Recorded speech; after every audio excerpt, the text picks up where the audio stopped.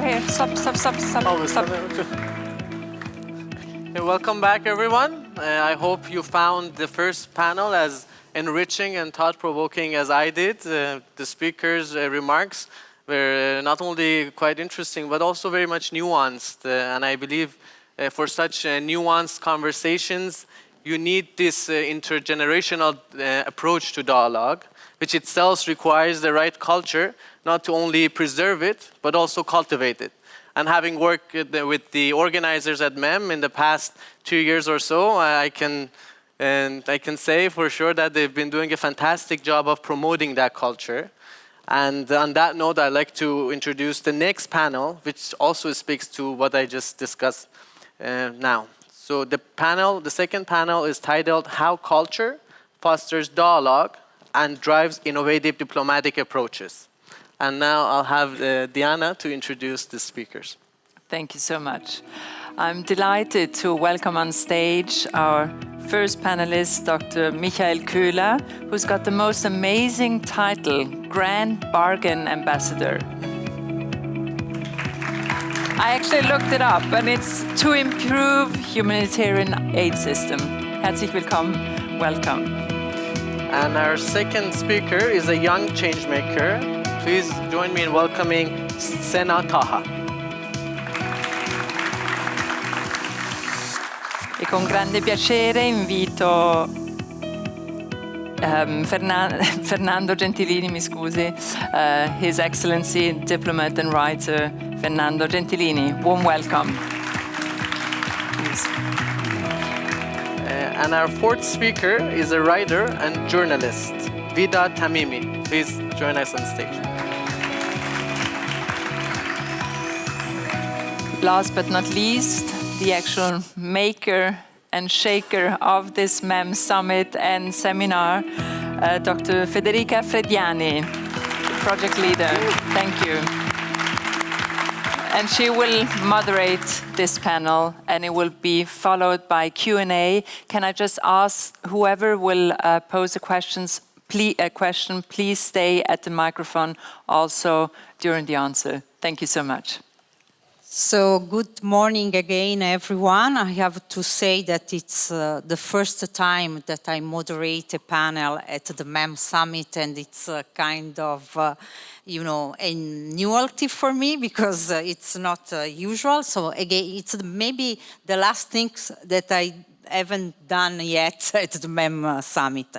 So thank you very much we are just shifting from geopolitics to cultural diplomacy and the role of culture and even literature in shaping innovative ways to conceive diplomacy, but also to conceive different ways to interpret even geopolitics, because we saw in the last years, but also in the last months, that geopolitical analyses weren't always so accurate in analyzing what was going on in everywhere, but in the region particularly.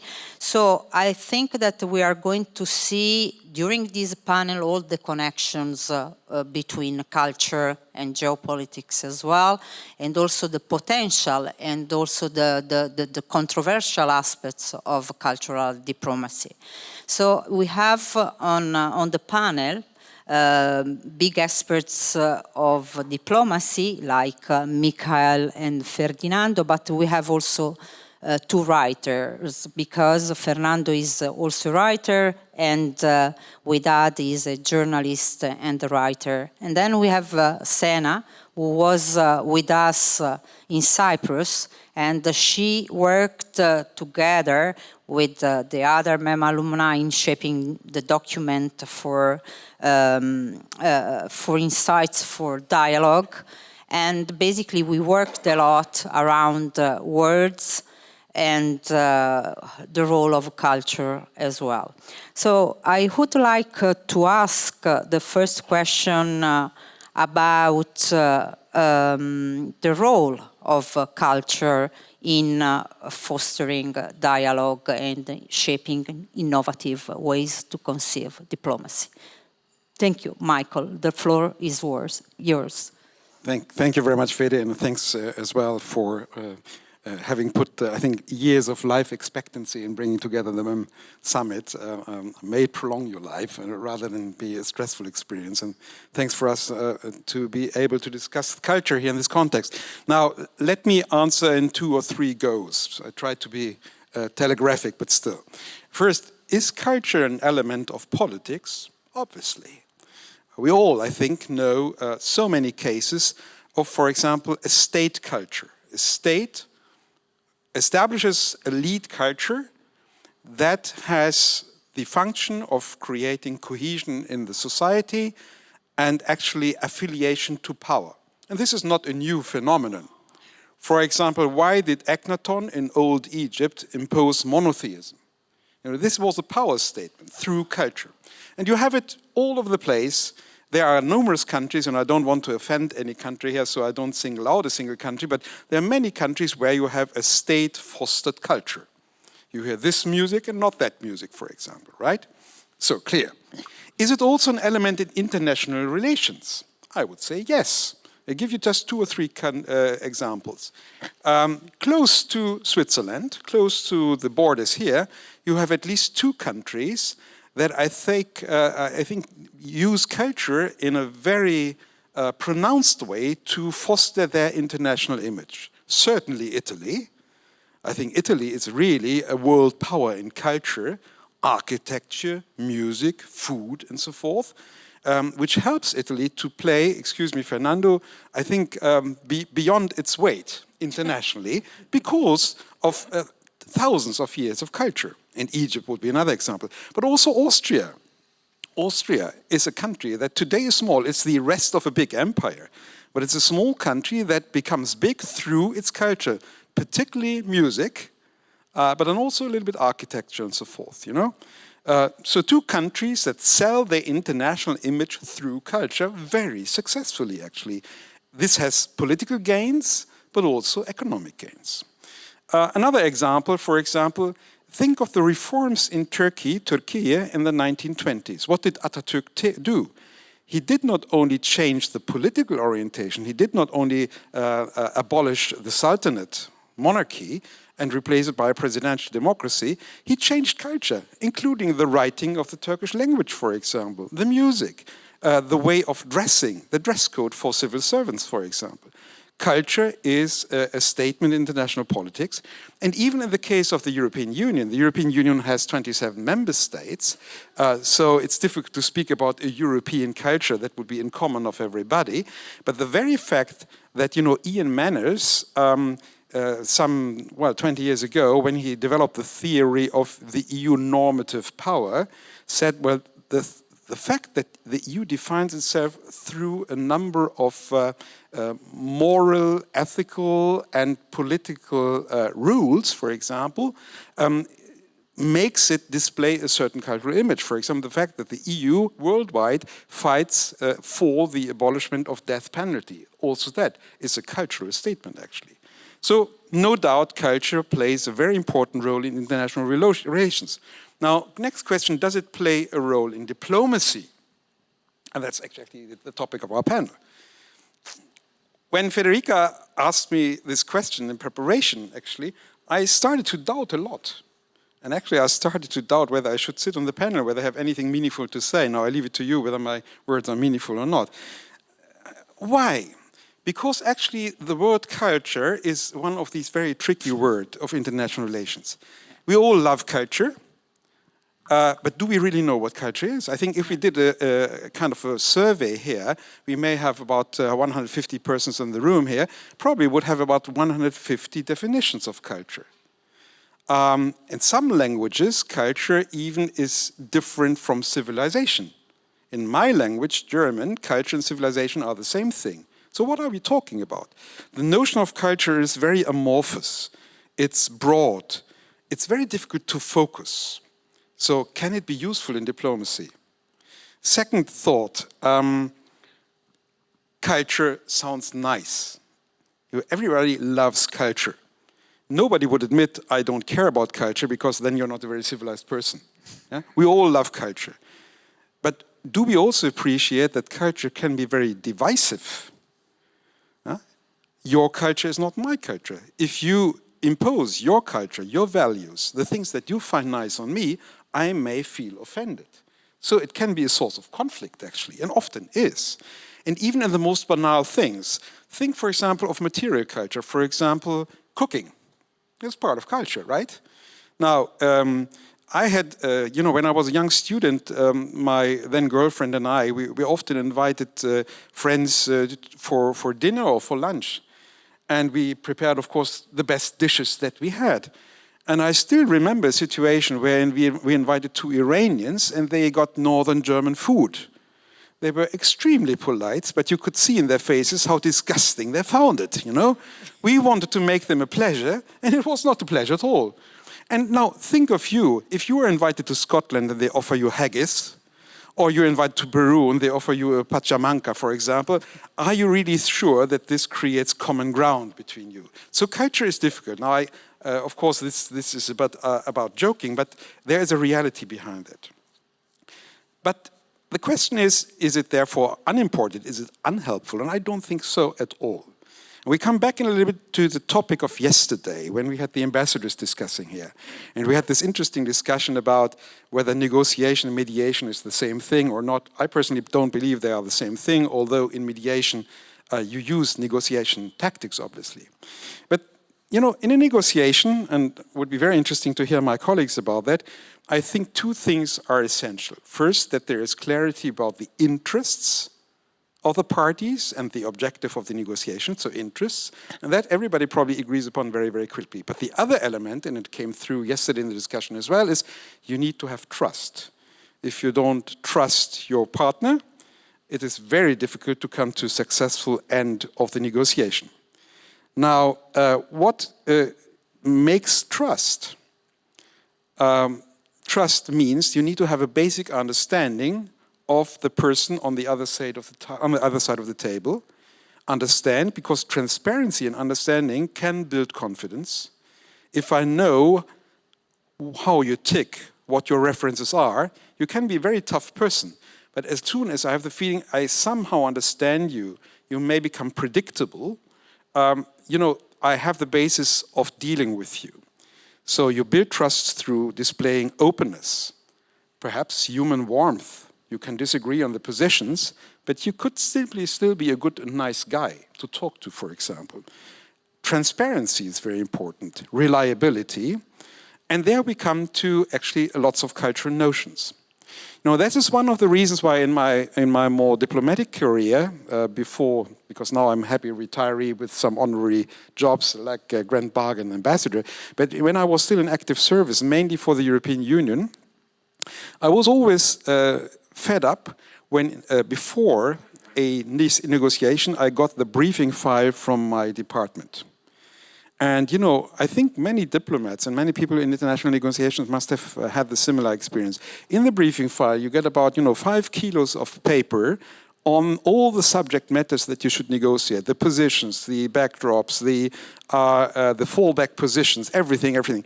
But you hardly ever get really good information about the people that you are negotiating with. You go into a negotiation, you know perhaps the name of the head of the delegation on the other side of the table, but frankly not more than that. In our preparation, I think this is a lack of professionalism, in our preparation for negotiation, we don't really study very well who we are talking to. We try to understand their interests, their positions, but not what makes them tick. But how do you want to come to a negotiation success if you don't really have a sound understanding of the personality on the other side? And here we're speaking about culture. Now, just to end, I want to give you 2 examples from my own practice. 2 very sensitive negotiations that I had to go through, which ultimately succeeded against the expectation that we had at the beginning of the negotiation and against the expectation of my entire team when sending me as head of delegation into these negotiations. One was in, I will not name the country, but it was an Eastern country, a former Soviet Union country. I had to negotiate a complex financial agreement with the Minister of Finance. Everybody told me this guy, you know, is lost hope. You cannot talk to him. Impossible. He is tough. He is unwilling. He doesn't have any interest to find a solution and so forth. So instinctively, my feeling was I need to build a relationship with the guy. In this particular case, I had his CV, just half a page. And I saw that this man was born in Arkhangelsk, which is basically in the Arctic Ocean. It was not Russia, but he was minister of that country, but coming from the very north of Russia. So he came in, we said hello to each other. The whole thing was in Russian. I don't speak Russian, so I had to work through an interpreter. And that makes it even more difficult to build a personal relationship, obviously. But I started by saying, sir, great opportunity to make your acquaintance and so forth. I think we have one thing in common. You come from the upper north. And you could see it. He was a tall guy, fair hair, blue eyes. Very different from the main physics, so to say, in that country, which was a more southern country.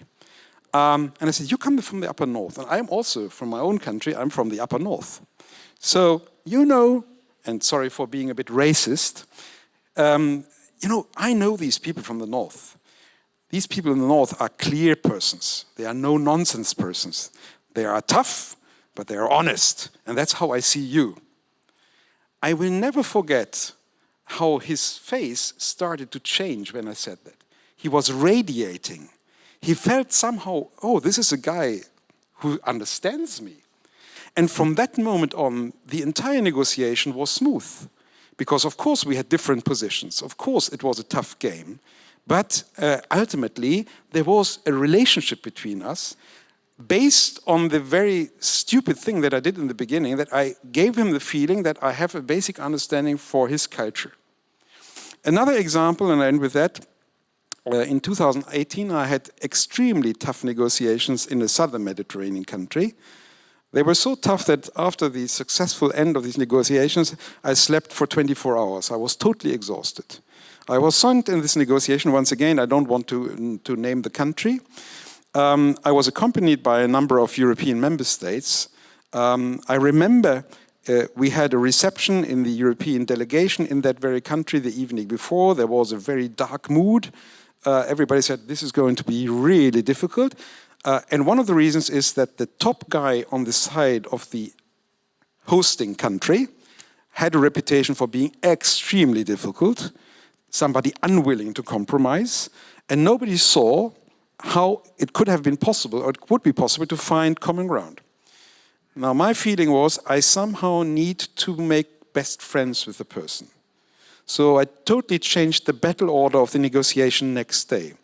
The first thing is I asked this person, after, you know, we shook hands for the first time, whether I could have a bilateral with him. And we went out for about an hour, maybe 45 minutes, an hour, and just had a bilateral, him and me. Now, fortunately, I spoke his language. And I assure you, during this 1 hour, we just spoke about personal things.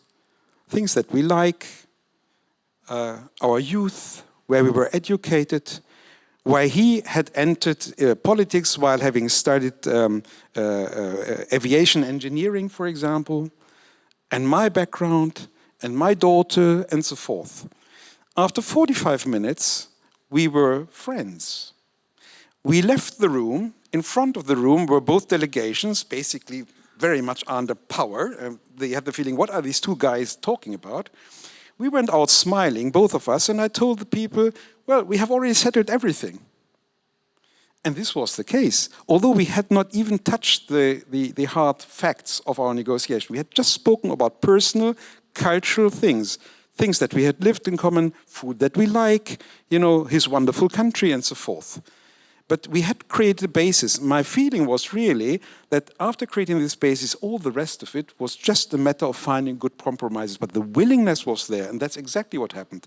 We had then 2 days of very tough negotiations, but it was very clear in every second that we wanted to end these negotiations happily with a compromise, and this compromise was struck to the great surprise of many.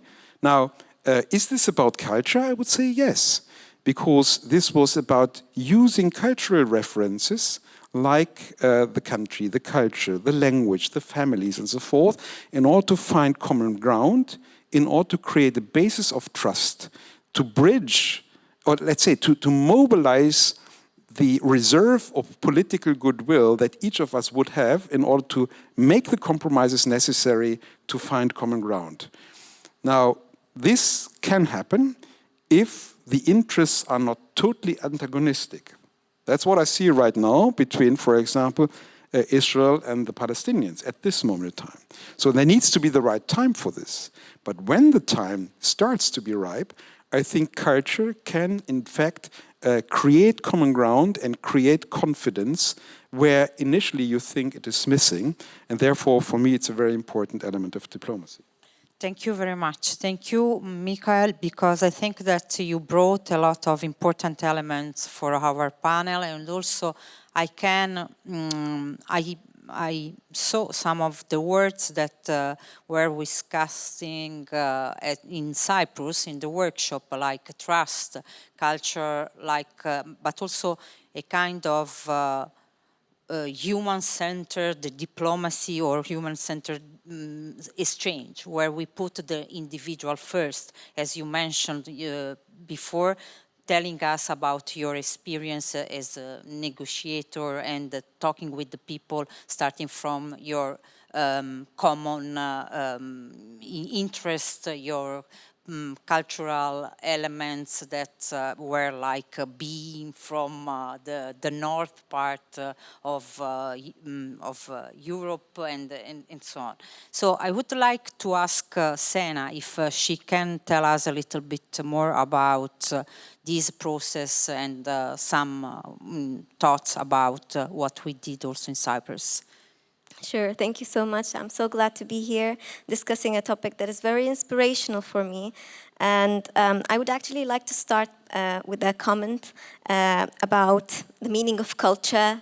I am doing my PhD on civilization studies, and I did my MA on civilization studies as well. It's been 6 years of reading theories about civilization and culture, reading definitions, trying to understand what it is. And I confirmed that after 6 years, if you ask me now what culture means, I would not be able to give a very clear answer.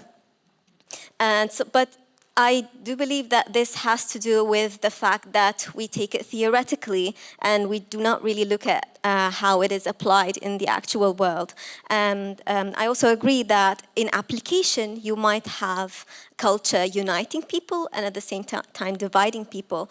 But with culture, we at least have a starting point on something that becomes a process that we can build on, that we can try to find answers to. And so I believe that culture contains power. And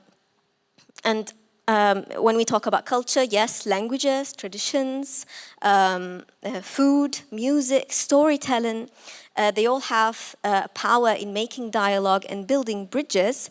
And that is unfortunately, sometimes in traditional political platforms, it is sometimes missed.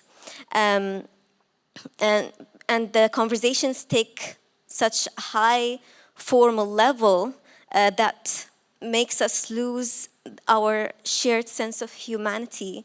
And so if we use these cultural aspects, if we use them in a way to bring us closer to each other, we can trigger our sense of humanity and also creativity and innovation. And we can carry further steps. So we go beyond the theory to application. We go beyond the political table into into the things that we can share together that can bring us to problem solving and trying to find solutions.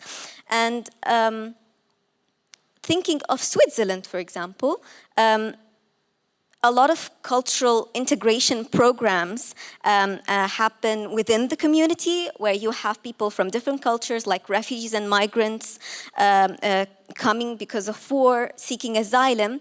And in the past few years, I have been reading about the Outset, the organization that creates such integration programs, bringing the refugees and the host people together in certain events, where they share their food, traditional food. They try to understand each other's religions. They try to, also there are events where they create gardens together. So in these events, both sides come together to a certain platform where they can share their personal experiences. They can interact and become one in that event. And that in other contexts where this is not available, you might end up with these asylum seekers or refugees creating closed communities, refusing to listen to the other, integrate, and that doesn't end up well for the long term. If we think about broader international initiatives, we have the MEM Summer Summit, or that happens sometimes in summer, but also this year a little bit late. It started in Cyprus, so it's an island, separate. It's a divided island, but it's still succeeded in bringing people from different countries, different cultures together. Again, that in other contexts, these people might not have the chance to meet each other at all. And so here we come together here for the past week. We have not only been making discussions about what dialogue is or making workshops. No, we have also been using the breaks in between the sessions and also later on to share our personal stories, try to understand what this word in my language or his or her language means, how our food compares, the similarities, the differences, and that after a week develops into friendship.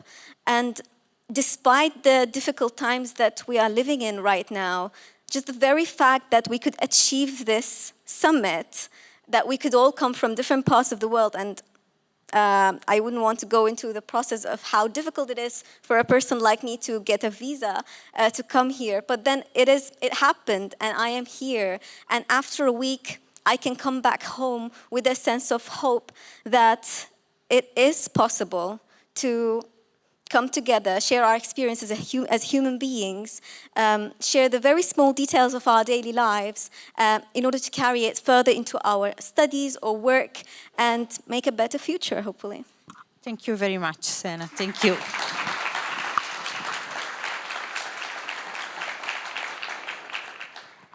So, Fernando, my question for you is about geopolitics and literature.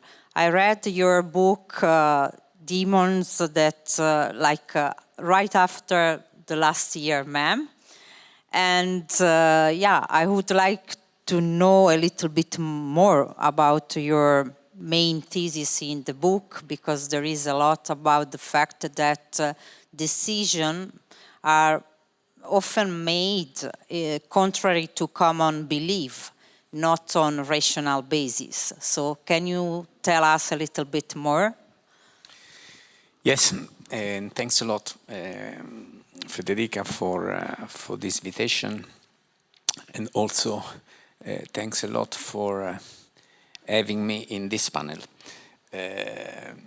Because, and going back to what Michael was saying, and also going back to the previous panel, I think we are all obsessed about geopolitics. I'm a diplomat as a profession. Geopolitics has been my bread and butter for more than 35 years. Still, and I understand that, for a reason. There is a power in geography. There is a power in politics, geopolitics. Still, I think this does not explain well what moves the world. There are forces underneath much stronger, because I think there is a power of history, there is a power of religion, there is a power of philosophy, there is a power of literature. So, geopolitics and literature, I very basic, because it's a very complicated relationship, I think. But very basically, I wanted to tell you three things and draw your attention on 3 points, which, in my view, makes literature an essential issue, an essential tool for any diplomat, precisely for the reasons explained before, no? Because sometimes we do diplomacy and therefore international relations and foreign policy navigating on the surface of the world and ignoring what is underneath, and which are the real forces. So three examples, very, very basic. First, I think literature is essential for a diplomat to understand the country, the people, his interlocutors, to understand the context in which he is operating. I can make thousands of examples. Given, we are at the MEM, I'll do some regional example, hoping, not to offend, embarrass anybody, because, as we said, culture is divisive. It's a risk, but I think it's good to take this risk. I promised somebody yesterday evening, because I met, we are all friends, that I would have raised the issue of Libya. But also because a few weeks ago, I was asked by a young colleague, a diplomat, who is supposed to go there shortly, and he asked me, what should I read? And then I said, okay, forget, to start with, embassy cables. Forget essays, forget. Start with Herodotus. Now, I'm a bit obsessed with the classic world, but I still, by the way, in this region, Herodotus is someone, it's interesting to read, because his problems are the current problems. So you want to understand Libya, you want to understand the East, the West, you want to understand what lies behind the problem we are dealing every day. Because if I ask you Libya, everybody comes up with, okay, Baiba, Haftar, the struggle between the two, between the East and the West, and then migration and oil and all that. We know that. But what is behind? Then let's read Herodotus, and we will understand why the East came up in a certain way, colonized by the Greeks. We understand that the Greek could not go to the West because there was this incredible boundary, which is Sirte. Geography is a destiny, as somebody used to say. So, and then they could not go on the West, where the Phoenicians were there, with different traditions, different culture, different language, different alphabet, different gods. So East-West, this raise some questions. This reading of an old Greek traveler opened some new avenues. The South, the way he described Fezzan, the South, this mysterious. And then I told to this friend of mine, go to Libyan literature. There are many. It's a fantastic universe, Libyan literature. I'm very, very attached to one writer, which is Alconi, who is a Tuareg from Gadames. He's very famous, has been translated in over than 30 languages. Actually, I think he lives in Switzerland. I'm not sure, but I think that's where he stays now. And you will see Libya from a total different perspective, because Herodotus, we can say, is Eurocentric. He looks things from Greece. Greece is the country of gods, the rest is wildness. No. Libya needs to be seen from the south as well.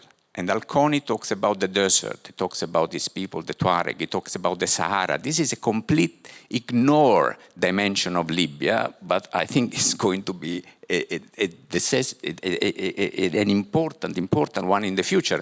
Also, if you go southern the Libya and look the Sahara, the Tuareg question, and you see that in the minds of Alconi, the real borders of Libya, of the desert, are not the current boundary, are different. He talks about Timbuktu, Bilma, Agadez. So you see, you start with the Tripoli and Benghazi, you end up in a completely different world. But for a diplomat, it's fundamental to know this world. Otherwise, you will not understand anything. And I can do so many examples. Now, Federica, to your point, the point you were making on how literature shape the political actions. I think this is the second point I wanted briefly to make. Sometimes leaders, statements, they do things rationally, but sometimes not. And sometimes, and this is a constant feature in history, they have been doing something not because of geopolitics, but because they had seen that thing written in a book, and they got fascinated by that book. I teach a small course in a university which is called Literature, Statecraft, and World Order. And I start this course with Alexander the Great, which is always an example, no? Everybody knows what he did, everybody knows his legendary campaign towards the end of the world in the East, but this had nothing to do with geopolitics. He went there because of a book. He went there because he was obsessed by Homer and the Iliad. His teacher Aristotle that forced him when he was a child to read the Iliad, and he simply wanted to be another Achilles. If you look, there are ways to look at the enterprise of Alexander the Great in the East, but one way is to read Iliad and then see what he did, because actually there is a liturgy in his battles against the Persians, which really it's a replica, it's a copy and paste of the Trojan War. And this is precisely what he wanted to do. So he went there because of a book. In modern world, everybody is fascinated by books. Every leader is fascinated by books, even if he has not read that book. And we have so many examples. I can talk about everybody, actually, from Putin to Trump to Obama. I will say a few words about Netanyahu because, we are dealing with this region, and I had the chance actually to see the private library of Netanyahu, and then you understand, I think, much better what he has in mind.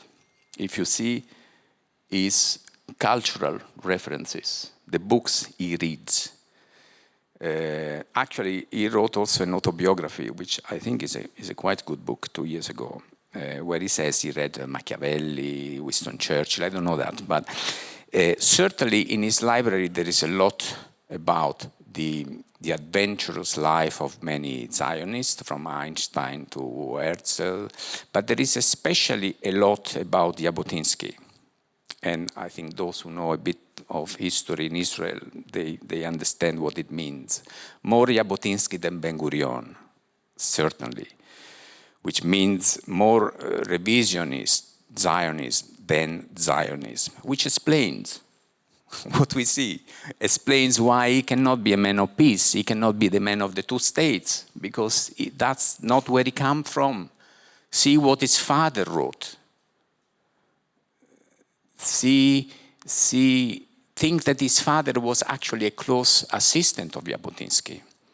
So you see, that's, I think, explains a lot and helps exactly doing what Michael was saying, enter the minds of the people you have in front of you, because otherwise you don't know what you are talking about, with who you are talking about. The last point I want to make is about literature. So we have seen literature can help you understanding a place. I made the case of Libya. It can help you understanding the mind of the people. I made the case of Bibi Netanyahu, but it can also be an entry point, what you, Michael, know, a way to, because ultimately diplomacy is about establishing a relationship with someone. Otherwise, you know, there is no dialogue, there is no negotiation, there is no mediation, facilitation, there is nothing. You have to click and find the way. So literature can be very useful. A personal example, as I mentioned Netanyahu, I think I need to mention also Palestinian literature, because Palestinian literature is extremely rich. So when I was in Jerusalem, I've been living almost 4 years in Jerusalem. I've been the EU envoy for the Middle East peace process from 2015 to 2018. And I used to go regularly to Ramallah and visit PLO building and meeting all, you know, members of PLO. It's very difficult. For a diplomat, it's difficult to establish this relationship. Diplomats know very well what the other one wants to hear.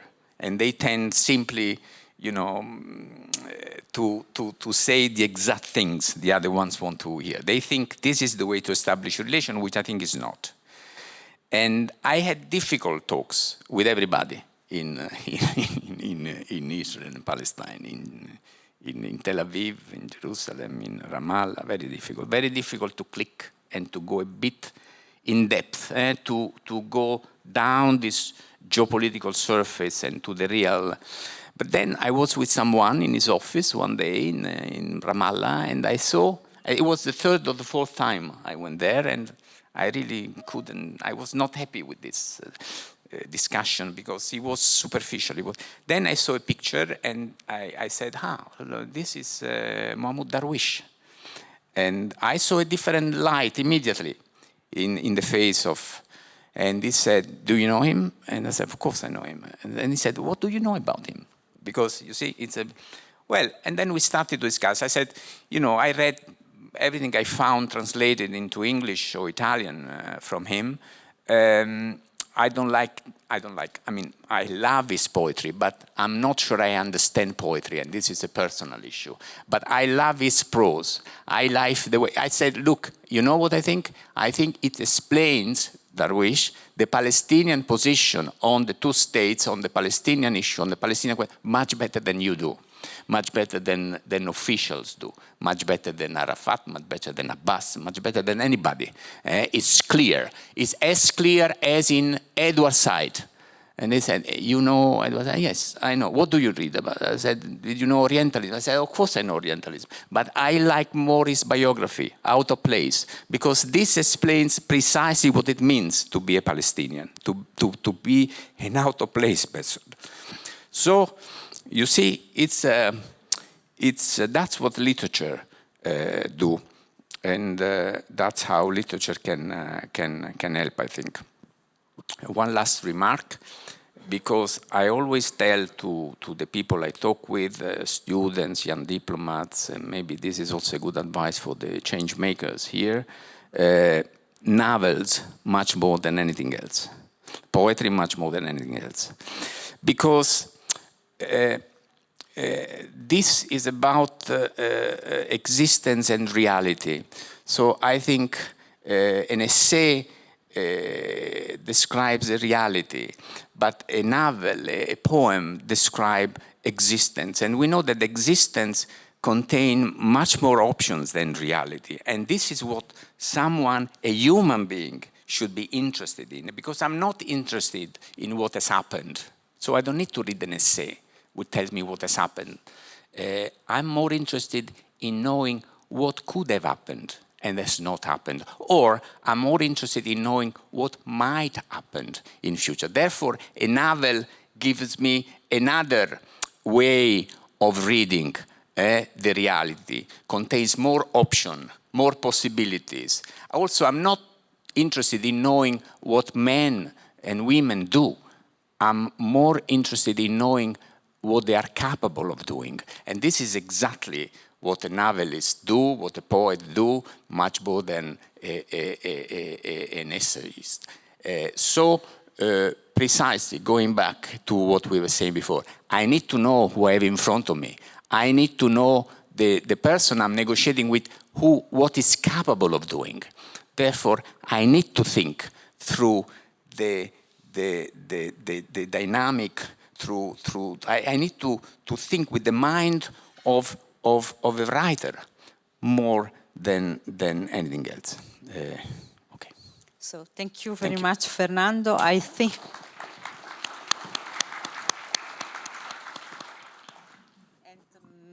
I ask Widad maybe to react a little bit to what Fernando said, because I believe that you have some points in common. You are a writer, you are half Palestinian and half Italian from a Jewish family.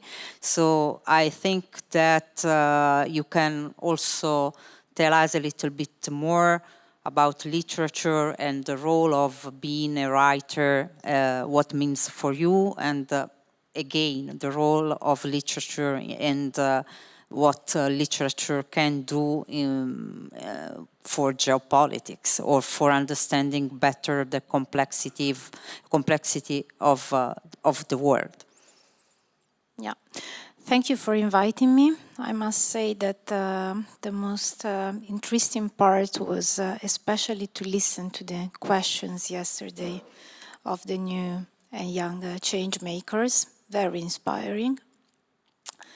I have to start from my story to allow you to understand what is the culture that I bring and I try to communicate. I was born stateless. I was born in 1981 in Italy. At that time, the law was still a very old law. So women could not pass their citizenship to their children and to husbands. My father was a refugee, Palestinian refugee. So I was stateless as my father was, and we remained stateless until 1983. My mother, on the other side, was Jewish by origin. The father of my mother left Trieste, so Austro-Hungarian Empire, in 1938. He escaped to the US, New York, because of the racial laws. So one thing my families had in common, they were all refugees. And all the rest, they were all different. And they're all different. So we have 3 religions. We speak, at that time it was 7 languages. Now I think it's more with new marriages and new families. And there is one common rule, dialogue. So this was not done at the table of mediators. This was done at home. And I saw that it was possible. It is possible to live together. So what did I decide to do in my life? Actually, before becoming a writer, I studied international law.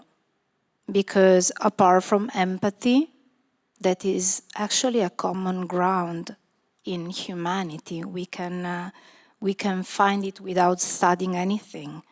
It's just having teachers at home, our parents, our families, that teach us to welcome the others, to tell about ourselves. Because first of all, to gain the trust, we have to start from telling our emotions, our stories, all the things that make us happy and unhappy.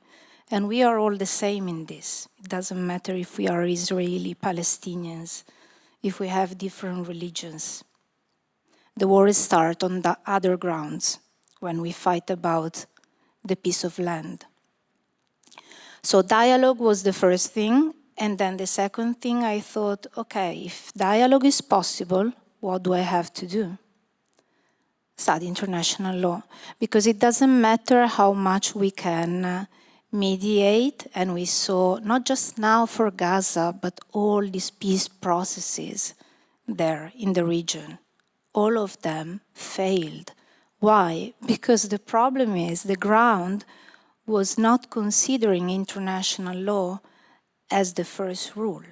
So how can we make a negotiation about something that is not respecting the international law?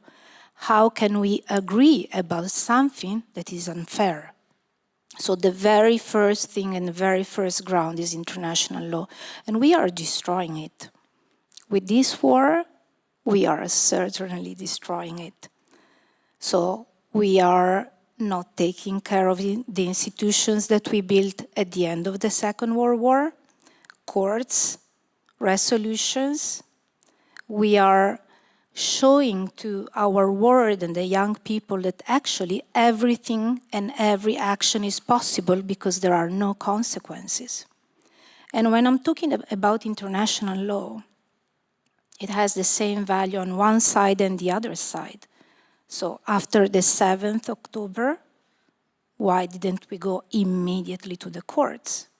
We want to know what happens, not through the journalist, through the courts, investigations. It's not who has seen what. No, let's do investigations and let's go to the courts. And all the rest the same. Why did I come to literature? Because literature helps us live the life of others. It helps empathy. It brings the stories of people. And once you bring the stories of people, it's not just information, numbers, statistics. We can feel the story of another person, and we have to start from there. This is necessary for peace. We all want peace. It's very difficult to live on one side of the wall. It's very difficult to live also on the other side of the wall. I'm a mother. What do I want to give to my children? Open your eyes and look behind the wall. Have a very wide perspective of this world. So even if I'm an Israeli mother, is it good to put a wall in front of the sight of my children? I don't think so. You are anyways taking something away from those children. So this is the first thing that you do. You build a wall because that's the best way to separate populations and not allow them to know each other, not allow to feel that empathy that is the very first ground to build the peace process. So this is why I came to literature, because it builds empathy, tolerance, and it brings peace.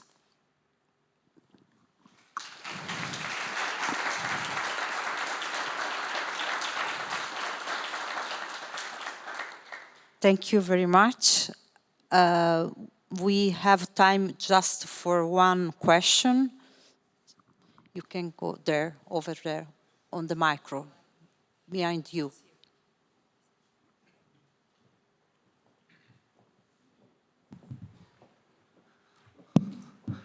Thank you for this panel. This panel, if I could take one thing from this week in Lugano, it will be this panel.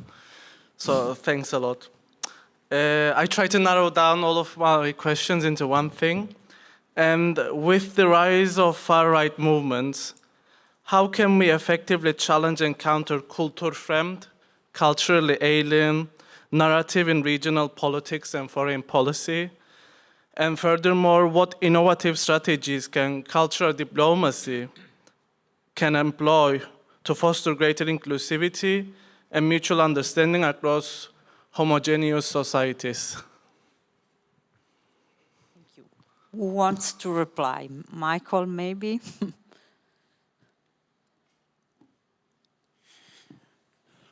This is a fantastic question, so thank you very, very much. Now, there are probably many different reasons that lead to this worldwide emergence of far-right movements. Well, they have always existed, obviously, but now they're winning elections, not only in one or two countries, but everywhere. Now, many reasons, but definitely one of the reasons is they have an identitarian character. Many societies seem to be insecure right now because of economic decline, because of an ever more challenging world. People feel menaced very personally and often in a diffuse way. It's not really outspoken. There's not a lot of discussion about it, but people feel uneasy. And in this situation, of course, the temptation that I think we all have since the beginning of mankind is to basically hide in our own castle. Yeah? Back to the Lager. In Germany, we would say Wagenburg bilden. Yeah? We want to withdraw, we want to have a secure fence around it. And what Widad just told us is exactly the example. You build a wall, you separate.